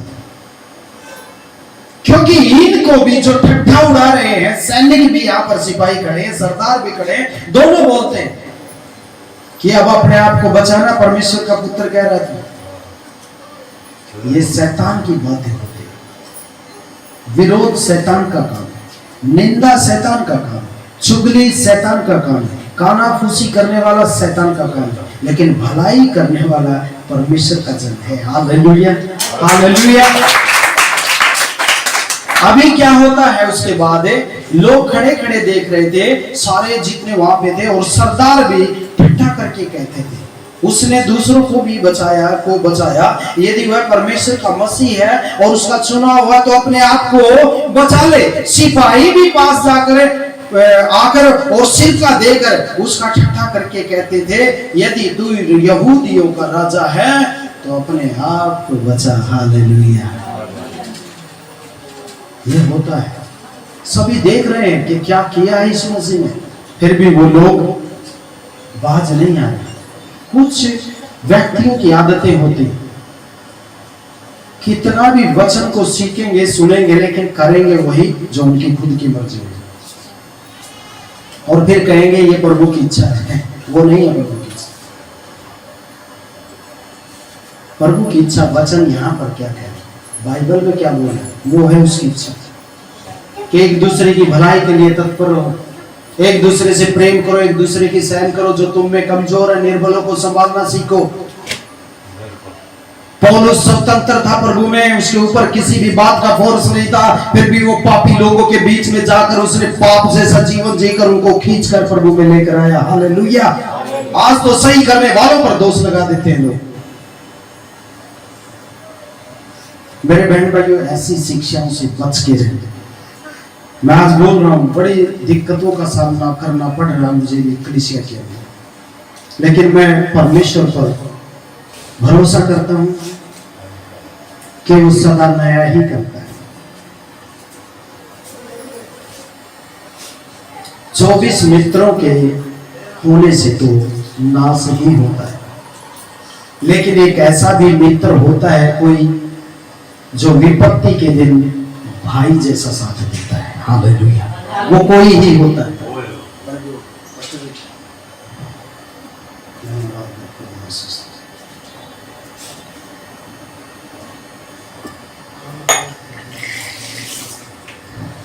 अपने विवेक को बचाए रखें, क्योंकि अंत के दिनों में ऐसी बातें इसलिए ज्यादा सीरियस होकर बताई जाती हैं ताकि आप उस पर गौर करें, क्योंकि जो थोड़ा सा ताड़ना देकर सिखा जाता है वो ध्यान रहता है, वो चाहे विरोध में ध्यान रहे, वो चाहे प्रेम में ध्यान रहेगा ध्यान, क्योंकि डांट हमेशा भलाई के लिए होती है।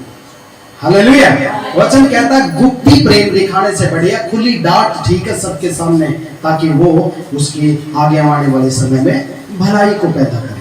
तो यहाँ पर कोई डांट भी नहीं है, लेकिन ये तो एक परमेश्वर के चारों तरफ जो यीशु मसीह क्रूस लेकर जा रहे हैं, कैसा माहौल है, कैसे कैसे लोग हैं वहां पर, कितने लोग संपर्क में आए हैं, दुष्ट लोग भी ज्यादा हैं, लेकिन कोई रोने वाले भी, कोई विरोध में भी होता है तो कोई पक्ष में भी होता है, लेकिन विरोध में सभा की सभा, भीड़ की भीड़ है, लेकिन क्रूस उठाने वाला कोई एक ही व्यक्ति थोड़ी सी देर के लिए आया। हालेलुया। वो भी जबरदस्ती पकड़ा, और यीशु ने क्या कहा है, जो मेरे पीछे आना चाहे अपना क्रूस उठा ले। हालेलुया। तो आज आप जिन भी परिस्थितियों में, विचारों में, हालातों को झेल रहे हैं मेरे बहन भाई, ये सदा नहीं बने रहेंगे, ये पृथ्वी के अंत तक बने रहेंगे, लेकिन जो पृथ्वी के अंत तक इनको झेल कर परमेश्वर का धन्यवाद करेगा, वही तो जीवन में पार होकर जाएगा। हालेलुया। आसमां में वही जाते हैं यीशु में जो मरते हैं। हालेलुया। जो यीशु के नाम से अंत तक धर्मी बने रहेंगे, वही उस आसमां की बादशाही में जाएंगे। हालेलुया। हालेलुया। अभी रोती हुई स्त्रियों के बाद ठट्ठा करने वाले सरदार भी, सिपाही भी पास में ही खड़े हैं, और हमने पढ़ा निंदा करने वाला कुकर्मी भी और विनती करने वाला कुकर्मी भी। वो क्रूस पर लिखा हुआ 39 में जो कुकर्मी वहां लटकाए गए थे, जो दो चोर बोलते हैं जिनको एक पुस्तक में मत्ती में साझी कि वो जो कुकर्मी लटकाए गए थे, जिन्होंने डाकू, हत्या और डकैतियां और पता नहीं क्या क्या जुर्म किए थे, क्योंकि क्रूस की मृत्यु सिर्फ उसके लिए थी जो सबसे जघन्य अपराध करते थे, गिरी हुई हरकत करते थे, पाप करते थे। अभी हमारा प्रभु यीशु तो हमारे पापों के लिए क्रूस पर गया है, वो उसका जाना जरूरी था, इसलिए कोई भी हालात मिलकर क्रूस को रोक नहीं पाएगा। शैतान उसको क्रूस की मृत्यु तक, टांगने तक तोड़ने की कोशिश करता रहा, इतना सताऊं, इतना सताऊं, इतना सताऊं कि भूल जाए सारी बातों। उसे नहीं पता था मुर्दों में से भी जिंदा होने वाला है। हालेलुया। ये योजना परमेश्वर की सीक्रेट हमारे पापों की क्षमा के लिए है, जो मुर्दों में से जिंदा होना है। अभी जो दो चोर लटकाए हुए थे, एक इधर एक इधर, तो एक कुकर्मी क्या बोलता है, 39 में लिखा, जो कुकर्मी वहां लटकाए गए थे उनमें से एक ने निंदा करके कहा, यीशु मसीह ऐसा तू परमेश्वर का पुत्र है तो हमें भी बचा और अपने आप को भी बचा। लेकिन दूसरा कुकर्मी क्या कहता, जिसने मन फिराया, इस पर दूसरे ने उसे डांट कर कहा, यदि कोई परमेश्वर की निंदा या किसी की निंदा आपके सामने भी करता है, यदि आप परमेश्वर के सच्चे बेटा बेटी हैं तो तुरंत उसके मुंह को रोक देंगे आप, वरना कानों की खुजली आपकी भी मिटा देगा। मैं बता देता हूँ, बुराई करने में भी मजा आता है ना, चुगलियां करो,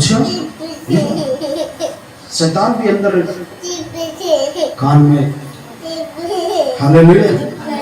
लेकिन यदि सही सच्चा ईमानदार बेटा बेटी होगा परमेश्वर का, गलत बात बोलते ही माही होती है, ऐसा नहीं है भाई।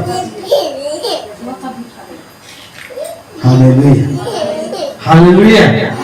यहाँ पर वो दूसरा भी तो चोर है, ये भी चोर है।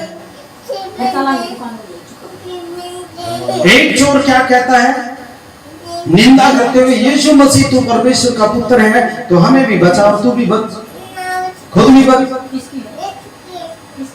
लेकिन दूसरा क्या कहता है, वो डांट कर बोलता, ओए चुप, तुझे नहीं पता क्या बोल रहा तू।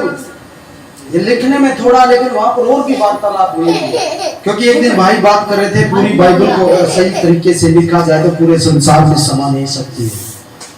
जब परमेश्वर नहीं समाता है पूरे स्वर्ग में तो पृथ्वी की क्या औकात है। इसीलिए सुलेमान प्रार्थना करता, परमेश्वर तो पूरे स्वर्ग में नहीं समाता, मेरे बनाए हुए भवन में कहां समा। हालेलुया। वो परमेश्वर पूरी सृष्टि में कहां उसका वचन समाएगा। ये कहता है, ओए चुप हो जा, आगे बोलना चाहिए। इस पर दूसरे ने उसे डांट कर, डांटने का मतलब कई बातें बोली जाती है डांटने में, एक बात नहीं कही जाती। चुप, अब क्या बोलने आ रहा है, तो तेरा बेरा भी क्या है। हालेलुया। उसको तो उसने डांटा, क्या तू परमेश्वर से नहीं डरता, तू भी तो वही दंड पा रहा है जो ये पा रहा है, और हम तो न्याय अनुसार दंड पा रहे हैं कि हमने बुराई की है इसलिए क्रूस पर है। लेकिन हम अपने कामों का ठीक फल पा रहे हैं, क्योंकि हमारी सजा ही है कि हमें क्रूस की सजा मिले, पर इसमें कोई अनुचित काम नहीं किया, इसमें कौन सा दोष है। तू कैसे बोल रहा है, इसकी निंदा कर रहा है। अभी उसको तो वो डांट रहा है, दूसरे को, अपने साथी को, जो उसके दोनों इकट्ठे मिलकर चोरियां करते थे या जो भी करते थे वो। लेकिन जब प्रभु की तरफ उसने मुंह घुमाया तब उसने कहा, हे यीशु, जब तू अपने राज्य में आए तो मेरी सुधि देना। हालेलुया। उसने विनती की, उसके सामने रिक्वेस्ट की। हमारा स्वभाव बुराई के प्रति ठीक होना चाहिए, डांट का स्वभाव, लेकिन जब कोई भलाई की बात हो तो हमें नम्र हो जाना चाहिए मेरे बहन भाई, नहीं तो हम भूल में सोते ही रह जाएंगे, गीत गाते रह जाएंगे। यीशु मसीह कब सच्चे लोगों को उठा कर ले जाएगा, संसार के लोग जूता पीटेंगे, हम तो खाम खा खुड़कर करें, क्योंकि शैतान हमेशा मजाक बनाता है मसीह। जो कच्चे कमजोर होते, कान के कच्चे, जुबान के कच्चे, दिमाग के कच्चे होते हैं, वो हमेशा विरोध में ही खड़े रहते हैं, उनको उकसाता है, ओ बहुत बेरा दिन चल। मेरे बहन भाइयों, ऐसा होगा अंत के समय, बहुत थोड़े लोग हैं जो चुने हुए हैं, जो स्वर्ग के लिए चुने जाएंगे। यीशु ने खुद बोल दिया, मेरा प्लान नहीं है, ये यीशु मसीह का प्लान है। इसलिए हमें अपने आप को सचेत रखना है। शारीरिक रूप से आप दिखाएंगे, मैं ये नहीं करूंगा, मैं वो नहीं करूंगा, आप कभी भी व्यवस्था को निभा नहीं पाएंगे। लेकिन आप मन में 3 नंबर होकर एक दूसरे के प्रति प्रेम निभाएंगे तो आपकी धार्मिकता सिद्ध हो जाएगी आपके शरीर से, कामों के द्वारा। समझ रहे हैं? तारीफ करें परमेश्वर। तो वो कहता है कि जब तू अपने राज्य में आए तो मेरी सुधि लेना, एक बार मुझे याद कर लेना, पर वो भूल ना जाना। क्योंकि उसने स्वीकार कर लिया मैंने पाप किए, मैं तो पाप की सजा सही पा रहे हैं। हमारे जीवन में पाप है, लेकिन तूने तो कोई पाप नहीं किया। अभी यीशु मसीह का जवाब मन फिराने वाले के लिए क्या है? देखिए, उसने उससे कहा, मैं तुझसे सच कहता हूं कि आज ही तू मेरे साथ स्वर्गलोक में होगा। हालेलुया। जो मन फिरा लेते हैं उन्हीं के लिए स्वर्गलोक है मेरे बहन भाइयों, क्योंकि चोर ने मन फिरा लिया कि मैं तो पापी हूं, बिल्कुल मैं गलत काम करता था और गलत अब भी हूं, लेकिन पिता जब तू एक बार लेने आएगा तो मुझे याद जरूर कर लेगा। आप जब मन फिराते हैं और जब अपने भाई बहनों के बीच में अपने परमेश्वर से प्रेम करके दिखाते हैं, कहता है कि जिस परमेश्वर तू अगर तेरे भोजन खाने से भी तेरा भाई नाराज है तो जाकर तू उससे पहले मेल मिलाप कर ले, थाली को वहीं छोड़। और जो नहीं मानता 3 बार उसे समझा, उसके बाद उसके हाल पे छोड़, फिर परमेश्वर जाने हो जाए। हालेलुया। कोई इंसान बच नहीं पाएगा। लाखों की भीड़ भी आप देखते हो, जब किसी फौजी को शहीद हो जाता है कोई हमारे देश का जवान, कितने लोग भीड़ में जाते हैं। या कोई मंत्री, कोई बड़ा आदमी जब जाता है जिसको संसारिक रूप से वे ऊंचे ओहदे पे देखते हैं, और कभी संसार में से जब उसका जीवन खत्म हो जाता, चला जाता है किसी भी तरीके से, तो कितनी भीड़ जाती है उसके साथ, सिर्फ शरीर के साथ। जीवन को कोई रोक नहीं सकता, ये सच्चाई है। Hallelujah, hallelujah. अभी इसके बाद क्या होता है, वहां पर 1-2 भले भी लोग मिल जाते हैं जहां भीड़ में होते हैं, क्योंकि दया भी किसी किसी के अंदर होती है, सब में नहीं होती। दया एक परमेश्वर का आत्मिक फल है। प्रेम, आनंद, शांति, धीरज, कृपा, भलाई, संयम, नम्रता, विश्वास। कृपा, भलाई, कृपा जो है वो दया को, भलाई दया को दर्शाती है। जिसके अंदर दया होती है वही भले काम करेगा। जिसके अंदर ढीठपन है या अपना स्वाभिमान है, वो कभी भी दया नहीं कर सकता। हालेलुया।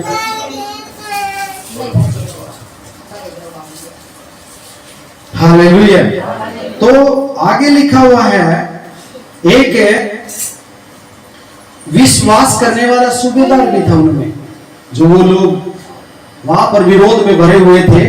47 में लिखा है, सूबेदार ने जो कुछ हुआ था देखकर परमेश्वर की बड़ाई की और कहा, निश्चय यह मनुष्य धर्मी था। हालेलुया। क्योंकि सूबेदार ने जांच लिया था कि इसके अंदर एक भी खोट नहीं है, और ये अंत के समय तक स्वर्ग की बात करता है और पिता परमेश्वर को अपना पिता मानता है, और इसने पूरी जिंदगी भर भलाई के ही काम किए हैं, क्योंकि भलाई के काम धर्मी आदमी ही कर सकता है, पापी कभी नहीं करता। पापी तो रोक सकता और उल्टे काम सिखा सकता है, लेकिन धर्मी आदमी धार्मिकता में बढ़ेगा और जैसा खुद करेगा दूसरों को भी प्रोत्साहित करेगा। हालेलुया। ये है परमेश्वर का गुण। और परमेश्वर के चारों तरफ के लोग, देखिए कहां से हम चले थे, जब क्रूस पर अब प्राण त्याग दिए यीशु मसीह ने, और उसके बाद एक सूबेदार उसकी सारी स्टोरी को, हिस्ट्री को जब देखता है अंत के समय तक, और प्रभु कह देता है कि क्षमा कर मेरे परमेश्वर, क्योंकि ये नहीं जानते क्या कर रहे हैं, तब उसकी आंखें खुल जाती हैं, और चोर को भी कहता उस दिन को छोड़, तो आज ही मेरे साथ स्वर्ग में होगा। तो वो जांच लेता है कि ये धार्मिक व्यक्ति था। Hallelujah, hallelujah. इसी तरीके से हम भी जाने जाएं, तभी हम मसीह कहलाने लायक हैं, नहीं तो मसीह के नाम पर हम धब्बा हो जाएंगे। लोग क्यों विश्वास नहीं करते, क्यों ज्यादा विरोध करते हैं? क्योंकि हम काम ही ऐसे करते हैं ज्यादातर लोग। हम एक अलग सा दिखाते हो, हम अलग हैं, व्यवस्था जैसा जीवन जीते हैं। कोई भाई से कोई छोटी मोटी गलती होती है, परिस्थितियां कैसी हैं, उसको सवाल नहीं कर पाएंगे, बता रहे, उसकी नुक्ताचीनी करके उसके ऊपर सवाल उठाए जाएंगे। क्या प्रभु ने कभी ऐसा सवाल उठाया, उसके कोड़े मारने वालों के ऊपर क्यों मार रहे हो? क्या कील गाड़ रहे थे जब उसने कहा क्यों गाड़ रहे हो? क्या हमारा जीवन ऐसा नहीं होना चाहिए कि जो वचन बताए जा रहे हैं, वो जो हमारे हृदय में चुभ रहे हैं, क्या हमें समझना नहीं चाहिए परमेश्वर का वचन, हर एक वचन मेरे लिए? Hallelujah, hallelujah. आप आनंदित हैं? हालेलुया। कोई सूबेदार ने समझ लिया कि ये मनुष्य धर्मी था, क्योंकि कानों से वो लोग समझ रहे थे, उसकी बातों से वो लोग समझ रहे। यीशु मसीह ने धर्म के काम किए क्योंकि उसने बहरों को चंगा किया। जिस काम के लिए वो आया था उसने उसको पूरा किया। हम इंसानी तौर पर जो कर सकते हैं हमें वो करना चाहिए, तभी तो हम धर्मी ठहरेंगे। जब हम कलीसिया में ही पूरा जीवन समर्पण 2 घंटे के लिए नहीं कर पा रहे हैं तो बाहर समाज में क्या करेंगे बताइए? कर सकेंगे कुछ? यहाँ आज्ञा नहीं निभाई जा रही है, बाहर कौन सी सेवा करेंगे? परमेश्वर इसलिए संगति को ठहराता, जो यहाँ नियम बना देता है वो बाहर भी नियम बना देगा। जो यहाँ पर अधीनता छोड़ देता वो बाहर भी किसी की नहीं मानने वाला। जिसने यहाँ आज्ञा मानना सीख ली वो बाहर भी आज्ञा मानने लग सकता। ये सीख लेना, क्योंकि यीशु मसीह ने इकलौता बेटा होते हुए भी दुख उठा कर परमेश्वर की आज्ञा को पूरा किया। Hallelujah, hallelujah. अभी सूबेदार के बाद देखिए 50 में लिखा हुआ है, हाँ सॉरी, इसमें रिश्तेदारी, लौटने वाली रिश्तेदारी भी, परिवार भी बताए गए। और भीड़ जो यह देखने को इकट्ठी हुई थी, सारा मामला जो भीड़ इकट्ठी थी जब यीशु मसीह ने प्राण त्याग दिए, इस घटना को देखकर छाती पीटती हुई लौट गए। चले, हालेलुया। किसी ने कोई परवाह नहीं है, ये क्रूस पे ही रहेगा, कहाँ जाएगा, क्या होगा, क्या नहीं होगा। सब रिश्तेदार भी, परिवार भी, पड़ोसी भी, सब वो तमाशा देखकर रोते हुए चले गए। लेकिन वहां एक धर्मी व्यक्ति और भी था, क्योंकि परमेश्वर के जन उसे ज्यादा भीड़ इकट्ठी करके फोर्स दिखाने का मतलब नहीं है उसका। वो एक ही आदमी से बहुत बड़ी सामर्थ के काम करवा सकता है। Hallelujah, hallelujah. यहाँ पर 50 में लिखा हुआ, या यूसुफ नाम का महासभा का एक सदस्य था। वो जो महासभा, जो दोष लगाने वाली, जो उस पर क्रूस की सजा दिलाने वाली थी, उनमें से एक व्यक्ति और भी था जिसका क्या नाम था? यूसुफ। यूसुफ जो सज्जन और धर्मी पुरुष था। सज्जन पुरुष वो बोला जाता है जो हर व्यक्ति से प्रेम दिखाता है। धर्मी व्यक्ति वो बोला जाता है जो परमेश्वर जैसे काम करके दिखाए। Hallelujah, hallelujah. तो और उनकी योजना और उनके इस काम से वो खुश नहीं था। जो यीशु मसीह के क्रूस पर वो बेकसूर को टांग रहे थे, वो खुश नहीं था कि यीशु मसीह को क्यों टांग दिया तुम लोगों ने। लेकिन अकेला व्यक्ति होने के कारण वो कुछ कर भी नहीं सकता था, क्योंकि ये योजना किसकी थी? परमेश्वर की। हालेलुया, ये परमेश्वर की योजना थी मेरे बहन भाइयों, आप और हमारे लिए। क्या आज हम इस बात को महसूस ना करें कि कैसे परमेश्वर ने हमारे लिए दुख उठाकर उस क्रूस पर प्राण त्यागे हैं? एक बार भी उसने उफ नहीं कहा। किसके लिए? हमारे लिए। क्या आज हम अपनी मर्जी से जीवन जीकर लोगों को यह दिखाएं कि मेरे घर में बहुत सुविधा प्रभु ने दी है? नहीं,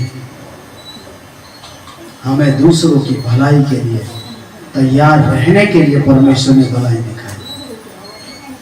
हालेलुया, हालेलुया। एक विश्वासी को परमेश्वर इसीलिए तैयार करता है ताकि वो दूसरों की भलाई का कारण हो जाए।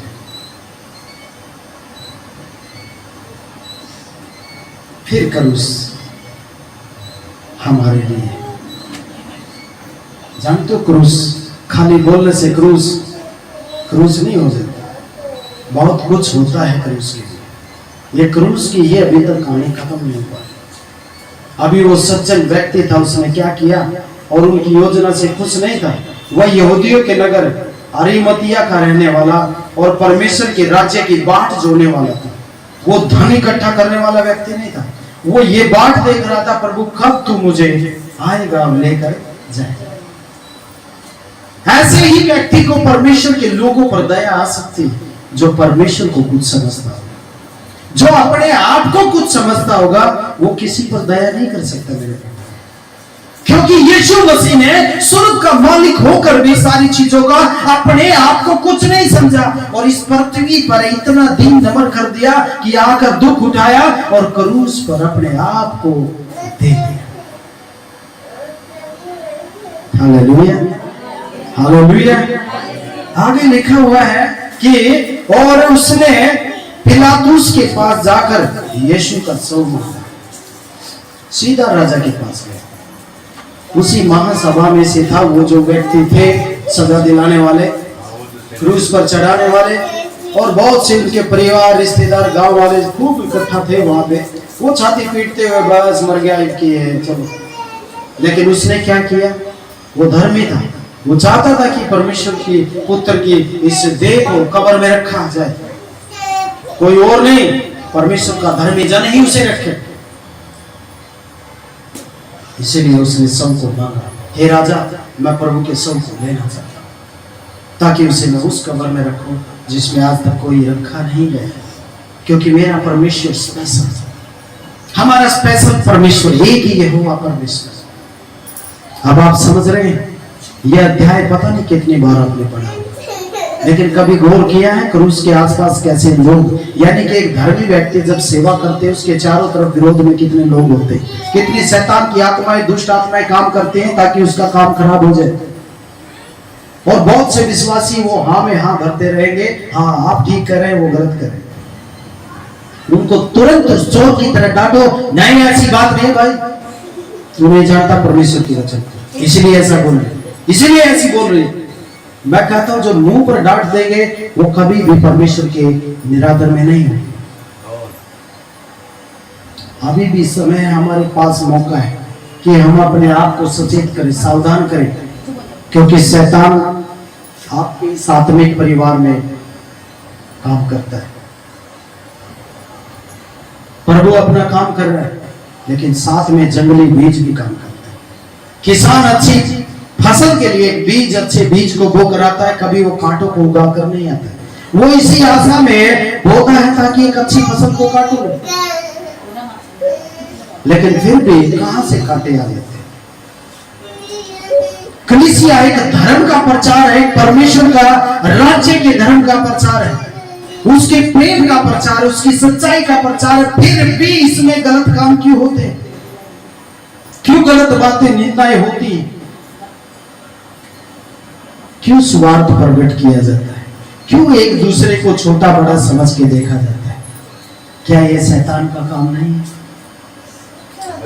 आप ये कमिटमेंट जब तक नहीं करेंगे, प्रभु मैं तेरे अनुसार जीऊंगा, मेरे अनुसार, तब तक आप परमेश्वर को कभी समझ नहीं पाएंगे।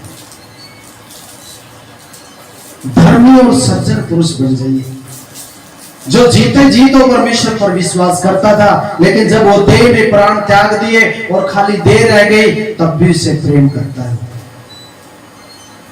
बोला राजा मैं देह को लेना चाहता हूं और कब्र में रखना चाहता हूं। Hallelujah, hallelujah. और उसे उतार कर मलमल की चादर में लपेटा और एक कब्र में रखा जो चट्टान में खोदी हुई थी, और उसमें कोई कभी न रखा गया, क्योंकि जैसा काम यीशु मसीह ने किया है ऐसा किसी ने किया ही नहीं था। हालेलुया, और ना ही कोई कर सकता है। हालेलुया।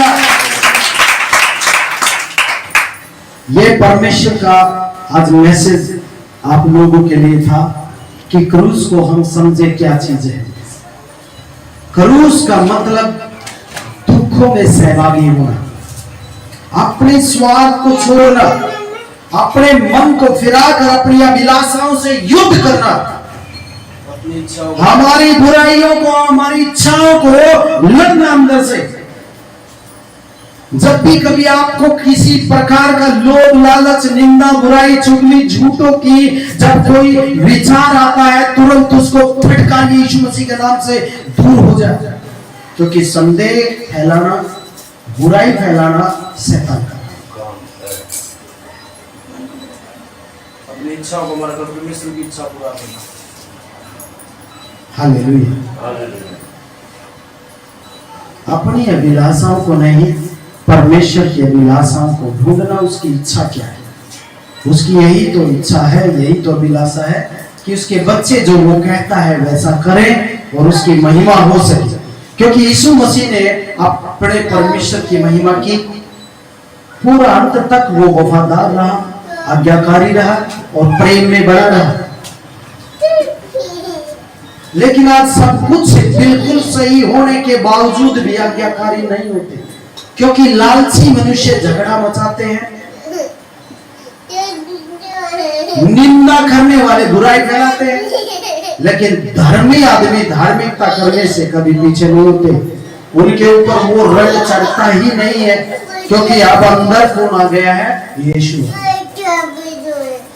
और जिसके अंदर यीशु का नाम है, विश्वास है, उसके अंदर पवित्र आत्मा काम करता है, उसका फायर कार्य करता है। फायर बाहर कार्य करे ना करे, अंदर जरूर करना चाहिए फायर कार्य, क्योंकि हमारी बुराइयों से लड़ना वे शरीर से नहीं। बुराइयां अंदर है और बाहर फायर देख रहे हैं। बदलना तो अंदर से है, प्रभु तो स्वभाव देखना चाहता है। बाहर की फायर से क्या करना है? अंदर की फायर होनी चाहिए ना। डांटता हूं मैं। बाहर तो फायर तब होनी चाहिए जब आपको कोई उल्टी बात सिखा रहा हो। चुप, यहीं चुप हो जाए। मेरे परमेश्वर के वचन के विषय में या मेरे भाई बहनों के विषय में मैं कोई चुगली निंदा सुनना पसंद नहीं कर सकता। मेरे सामने कोई करके दिखाए, मैं तुरंत बोल देता हूँ। जो जायज बात है तुरंत उसको वचन से समझा दे। कोई दुखी बात है तो उसके साथ शेयर कर दे। लेकिन अभी मैंने वो भी काम बंद कर दिया। सीधा प्रचार ही करूंगा परमेश्वर। जो भी कहना होगा कलीसिया के अंदर बोलूंगा, जिसको बोलना होगा वचन के द्वारा ही बोलूंगा। क्योंकि तूने मुझे अगर ये काम दिया है तो इसको इसी तरीके से करूंगा, मेरे तरीके से नहीं करूंगा। आप भी ऐसा सीख लीजिए। यीशु मसीह कहता है मेरे लिए ना रो, अपने बच्चों के लिए।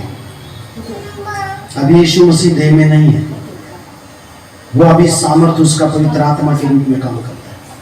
और पवित्र आत्मा कभी बाहरी रूप से काम नहीं करता है। पवित्र आत्मा कहाँ काम करता है? अंदर काम करता है। जब उसका फायर होगा, हमारा स्वभाव ना बदले ऐसा नहीं हो सकता। फायर पवित्र आत्मा अंदर वैसे ही है। बाहर पूरा खेल हो गया, लेकिन स्वभाव में वही बात है। तो फायर कहाँ है? आत्मा बाहर नहीं लिपटा हुआ है, आत्मा अंदर होता है। अंदर बुराइयां हैं, बाहर हम खेल कर रहे हैं, वही गेम है। जैसे कि हमारे शरीर की परछाई है, हाथ की परछाई है, वो असली हाथ नहीं है, हाथ यहां है। हालेलुया, समझ रहे आप? उसका पवित्र आत्मा अंदर काम करता है, जो हड्डियों में भी ब्लेसिंग अंदर से ही सींचता है।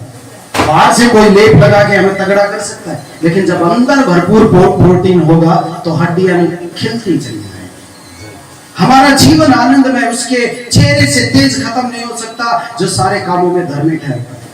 लेकिन एक भी आप गलत काम करना शुरू कर दीजिए, मैं कहता हूं आपके सारे 10 कामों पर और भी मिट्टी पली कर जाएगी। क्योंकि शैतान को एक ही कमजोरी चाहिए आपकी, वो अपने आप सारी झूठ फरेब सब कुछ अपने आप अंदर ले आएगा। क्योंकि एक जड़ अगर कड़वी फूट गई, थोड़ा सा कमीर अगर अंदर आ गया तो सारा आटा ही खराब हो जाएगा।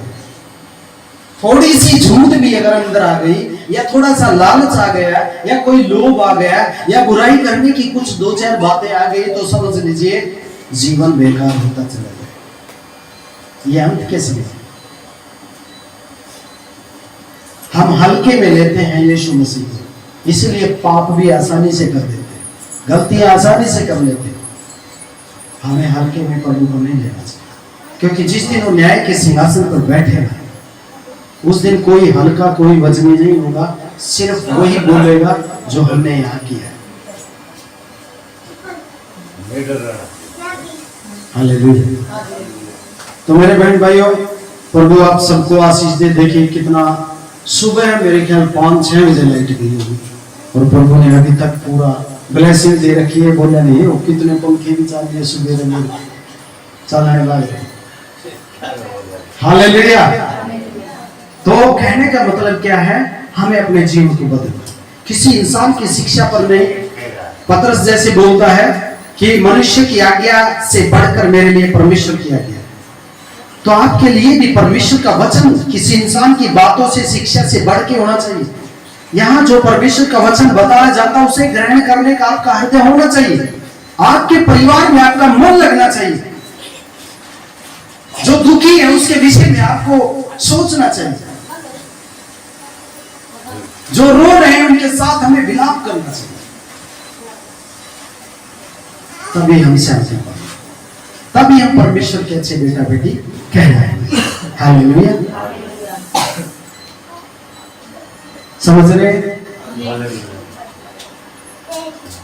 तो प्रभु आप सबको बड़ी आशीष दे। क्रूस के विषय में हमने सीखा कि ये एक योजना थी प्रभु की, जो हम सब के लिए उसने बनाई थी, क्योंकि और कोई रास्ता नहीं था मेरे बहन, वो कोई ऐसी कोई चीज नहीं थी। क्योंकि रोमियो की पत्री कहती है कि धर्मी कोई नहीं है, एक भी नहीं है। इसलिए यीशु मसीह को आना पड़ा और बलिदान दिया ताकि हमारे पापों की क्षमा हो सके। और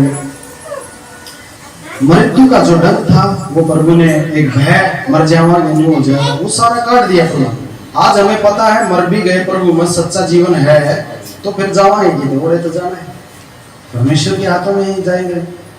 लेकिन अगर हम गलत जी रहे हैं और गलत कामों में, गलत बातों में हमारा ध्यान है और यीशु का नाम है जुबान पर, तो हमारा फिर कुछ पता नहीं है, क्योंकि न्याय परमेश्वर करेगा।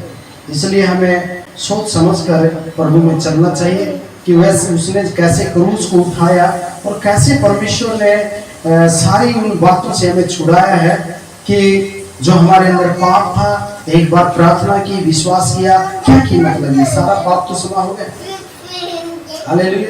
लेकिन अभी भी अगर उसी पाप को हम अंदर रखेंगे तो परमेश्वर कैसे उस चीज का हमारा साथ दे सकेगा? नहीं, कैसे हमें कहेगा, उसे वो कहेगा बेटा मुझे पता है लेकिन तूने ये फिर भी नहीं माना, तो मैं क्या कर सकता? क्योंकि वो मेल नहीं कर सकता। वो न्याय का मतलब क्या होता है? पक्षपात नहीं है जिसमें, वही तो न्याय होता है। और परमेश्वर पक्षपात नहीं करने वाला, वो जैसा हम करेंगे वैसा ही हमें न्याय करेंगे। समझ गया? आइए प्रार्थना करते हैं। धन्यवाद स्वर्गीय राजा यीशु मसीह, सुंदर पिता परमेश्वर, आपने पिता सहायता की इस वचन के द्वारा, जो पिता आज एक क्रूस के विषय में हमने जाना कि एक जो तेरे लोग धर्मी होते हैं, वो वचन में लिखा हुआ तीमुथियुस की पुस्तक के धर्मी जन सताए जाएंगे। वाकई में मेरे पिता धर्मी लोग सताए जाते हैं। तेरा इकलौता मेमना जो पवित्रता से, धार्मिकता से भरा हुआ था, किस तरीके के लोग चारों तरफ सभा की सभा मेरे प्रभु उसे सताने के लिए, पीड़ा देने के लिए, क्रूस देने के लिए इकट्ठा हो चुके थे। लेकिन एक दो वहां पर कुछ ऐसे भी धर्मी लोग थे जिन्होंने तुझे जान लिया था मेरे पिता, और आपने उनके उद्धार किए मेरे प्रभु। क्रूस पर भी आपने जान देते हुए ये कहा मेरे पिता ने क्षमा कर, क्योंकि ये नहीं जानते हैं कि ये क्या कर रहे हैं। इस वचन के द्वारा आशीष पाए और प्रभु तेरे बेटा बेटी मेरे बहन भाइयों के हृदयों में ये वचन कार्य करे, क्योंकि मेरे पिता जितना अंत का समय आएगा पता नहीं कैसी कैसी बातें सुनने को, करने को, देखने को मिलेंगी मेरे प्रभु, लेकिन जो वचन पर हमें रहेगा वो जीवन पाएगा प्रभु। धन्यवाद इस क्रूस के वचन के द्वारा प्रभु यीशु मसीह के नाम से इनके जीवन में आशीष पहुंचे, और जो आज नहीं आ पाए पिता उनको भी तू परिवर्तन करता कि पिता वो लोग भी प्रभु जी ना भटके इस संसार के अंदर, क्योंकि मेरे पिता इस संसार की बहुतायत से किसी का जीवन नहीं बच पाएगा। वो परमेश्वर जो तेरे अंदर बने रहेंगे, वो तेरी देह में बने रहेंगे तो फलवंत रहेंगे, क्योंकि हरा पेड़ तभी रह सकता है जब उस पेड़ के अंदर शाखा जुड़ी रहती है। धन्यवाद प्रभु सारी बातों के लिए, मैं आपको शुक्रिया अदा करता हूं। और ये छोटी सी प्रार्थना जो आपने सुनी, उत्तर दिया, यीशु मसीह हमारे उद्धारकर्ता के महान मीठे पवित्र नाम में मांगते हैं, आमीन। हालेलुया। तो आइए भेंट लेंगे, गीत गाएंगे और प्रभु का धन्यवाद करते हुए